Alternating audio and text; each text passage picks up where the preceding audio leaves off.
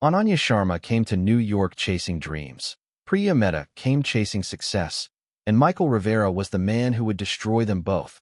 A forbidden affair, a secret betrayal, and a revenge so cold it turned love into murder. Ananya Sharma arrived in New York City on a cold December evening, her hands trembling as she stepped out of the airport into the city she had dreamed of for years. The air was sharp, filled with the sound of traffic and distant sirens, but to her, it was the sound of opportunity. She was a 24-year-old student from Mumbai, the first in her family to study abroad. Her parents had saved for years to help her chase this dream, a master's degree in data science at one of the top universities in the United States. Everything felt surreal.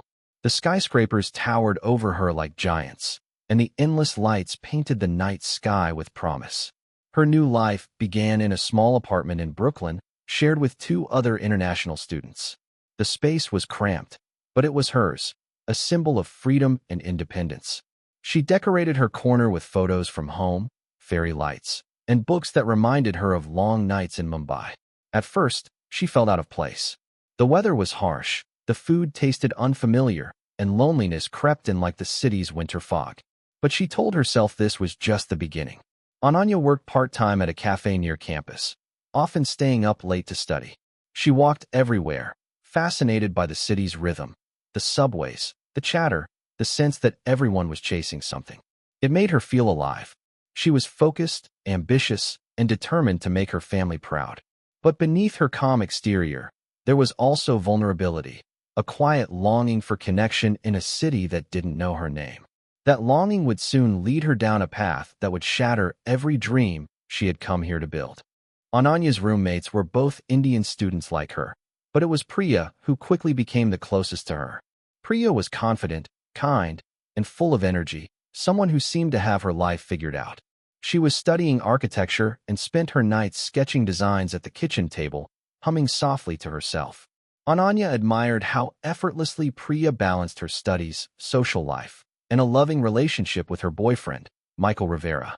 He was a local New Yorker with an easy smile, the kind of person who could make anyone feel comfortable in his presence. Whenever he came over, the apartment seemed brighter.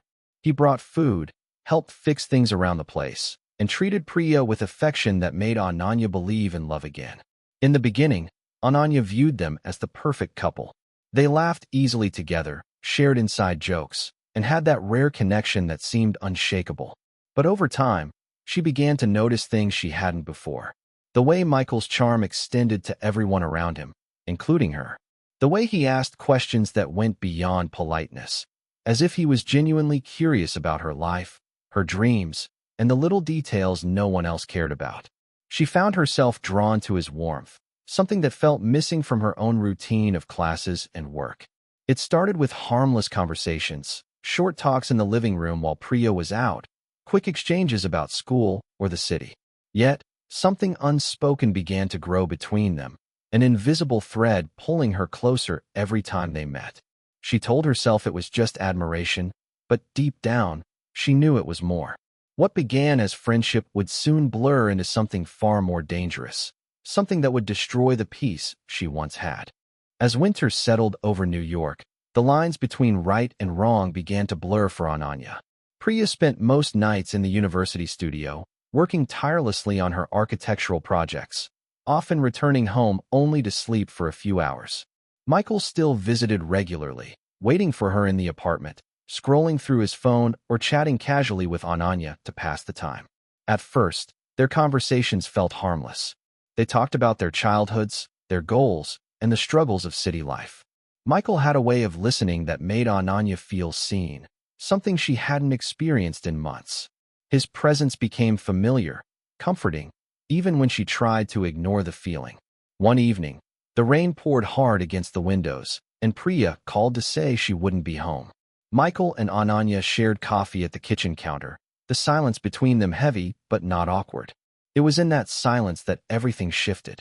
He reached out to wipe a drop of coffee from her hand, and for a moment, the world seemed to stop.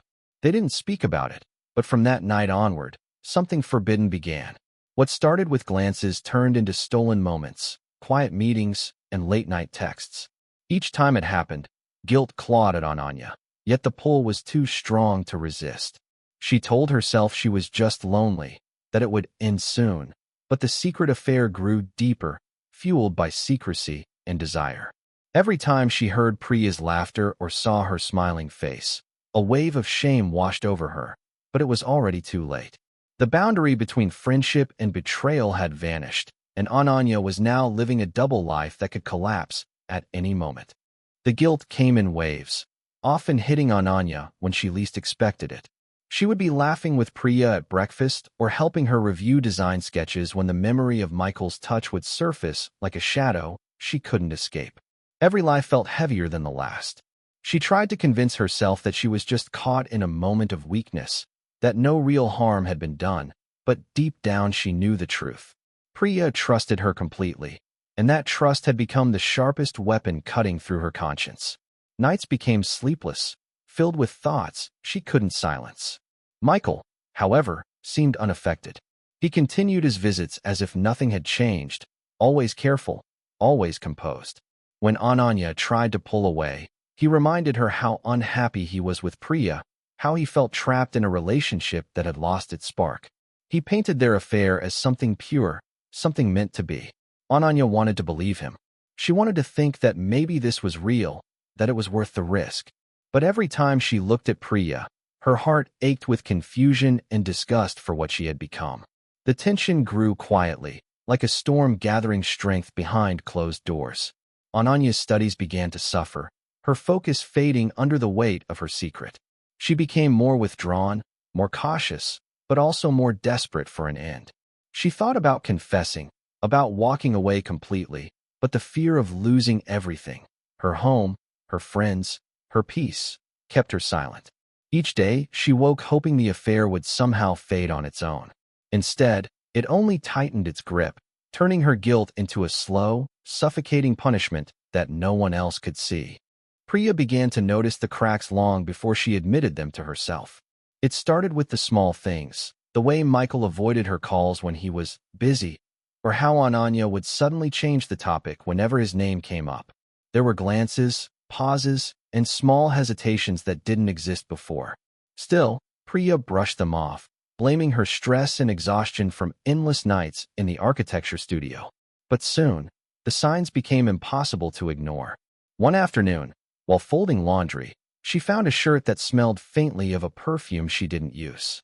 Another evening, Michael's text came through her phone by mistake, a message meant for someone else, short, affectionate, and unmistakably personal. Her hands had trembled as she read it, her breath catching in disbelief. She didn't confront either of them. Instead, she observed. She watched how Ananya avoided eye contact, how her voice quivered when Michael's name was mentioned, how tension filled the room whenever all three were together. The truth was becoming clear, but Priya needed proof. She began looking through small details, receipts left on the counter, messages on Michael's phone when he wasn't watching, even glances between them that spoke louder than words. What she found confirmed her worst fears.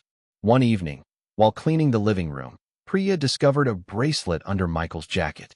It was the same one she had once seen on Ananya's wrist, a gift she herself had admired weeks ago. In that moment, something inside her broke. The betrayal was no longer a suspicion, it was a wound. She didn't cry, not right away. Instead, she went completely still.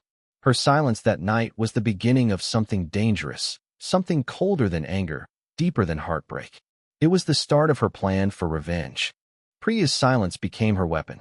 She carried herself as though nothing had changed, smiling when Ananya entered the room, texting Michael as usual, and pretending their lives were still the same. But behind her calm expression, something dark had taken root. She no longer wanted confrontation or explanation. She wanted control. Every small detail became part of a quiet, careful plan forming in her mind.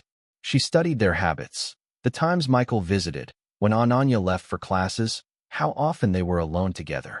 She noticed everything, and with each passing day, her anger turned into something colder and sharper.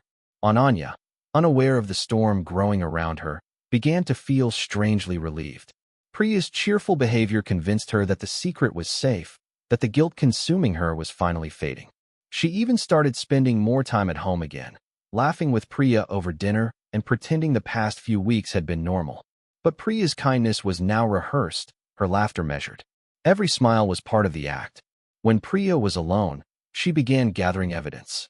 She printed screenshots of messages she had secretly accessed, collected small personal items Ananya had left behind with Michael, and even wrote notes about their movements in a small red notebook. To everyone else, she seemed calm and composed, but inside, her thoughts were violent and relentless. She replayed every moment of betrayal, every lie, every fake smile. What hurt most wasn't Michael's disloyalty, it was Ananya's. Her friend, her roommate, her sister in a foreign land. That bond had been shattered, and Priya wanted them both to feel what she had felt. Her plan wasn't just about punishment anymore. It was about making sure none of them walked away untouched. The night it happened, the city was wrapped in a heavy layer of snow. The streets outside were silent, muffled by the storm, while the faint hum of the heater filled the Brooklyn apartment.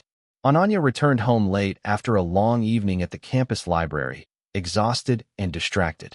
She noticed the apartment lights were dimmed and the air felt strangely still. On the kitchen table lay a small folded note in Priya's neat handwriting. It said only 4 words, "We need to talk."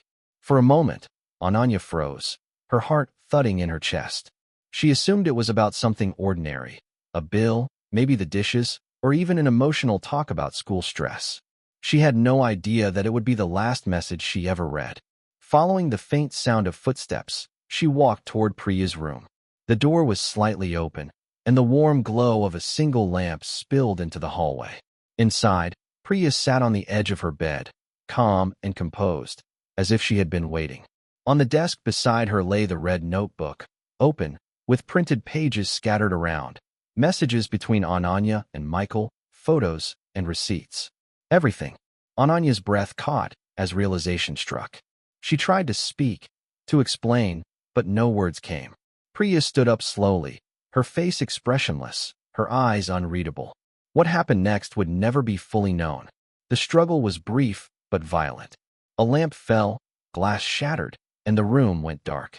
The snow outside continued to fall, quiet and endless, covering the city in white as inside. The apartment turned into a silent crime scene. By morning, the storm had passed, but the horror that took place that night had only begun to unfold. 2 days passed before anyone realized something was wrong. The neighbors had noticed a strange silence coming from the apartment. Usually, the girls could be heard moving around, talking, or playing music softly in the evenings. Now, there was nothing, no movement, no sound, only the faint smell of something unusual seeping into the hallway. When the landlord came to check, he found the door locked from the inside but unanswered. Concerned, he called the police. What they discovered inside would soon make headlines across the city. The apartment was cold and eerily quiet. A half-finished cup of coffee sat on the kitchen counter, a phone lay shattered on the floor, and one of the bedroom doors was slightly ajar. Inside, officers found signs of a struggle, broken glass, blood stains on the carpet, and scattered papers that told the story of betrayal.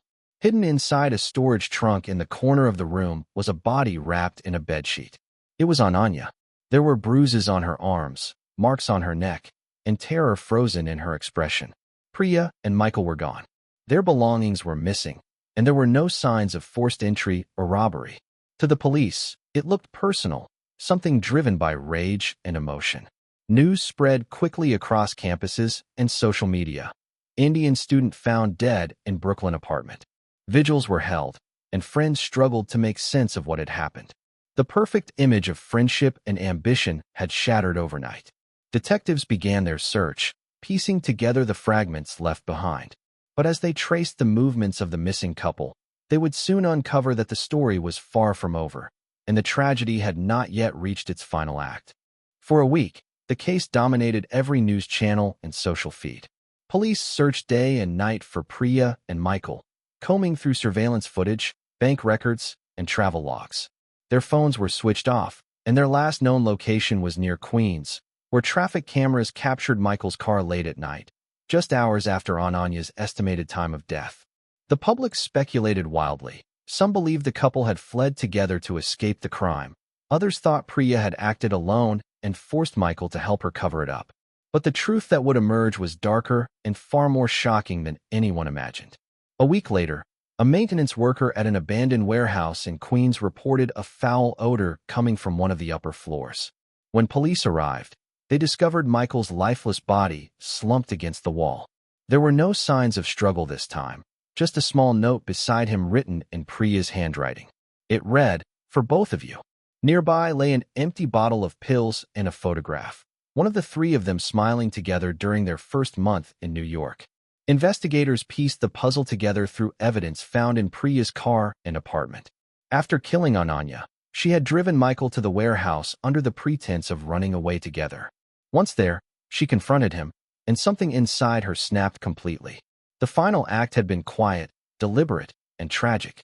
By the time police finished their search, it became clear that Priya had not escaped. Her body was found nearby, her heart giving out from a lethal overdose. The city that once promised them a future had now become their grave, and what began as love had ended in devastation beyond repair. The aftermath of the tragedy left a deep scar on everyone who had known them. News of the case spread far beyond New York, reaching India, where both Ananya and Priya's families were devastated. Their parents could barely comprehend how two bright, ambitious girls who had once shared dreams and laughter could end up as part of a story that sounded like a nightmare. The university held a memorial service in their honor, a quiet ceremony filled with candles and tears. Professors spoke about their talent, classmates shared memories, and yet, no one could truly find the right words to make sense of what had happened. The apartment in Brooklyn remained empty for months. Neighbors said no one wanted to live there anymore. Some claimed to hear faint footsteps at night or the sound of a door closing when no one was inside. The building caretaker said he once found a light turned on in Priya's old room, even though the electricity had been disconnected. Whether these stories were real or born from fear didn't matter. The place had become a symbol of loss and betrayal. In India, both families grieved differently. Ananya's parents blamed themselves for letting her live so far away, while Priya's family struggled with shame, unable to understand what had driven their daughter to such darkness. The story faded from headlines, but not from memory. It became one of those cautionary tales whispered among international students, a reminder that loneliness, jealousy, and heartbreak can destroy even the strongest minds. In the city that once represented freedom and ambition, 3 lives were swallowed by secrets, and the echo of their choices lingered like a ghost, haunting those who dared to look too closely at what love can become when it turns to revenge.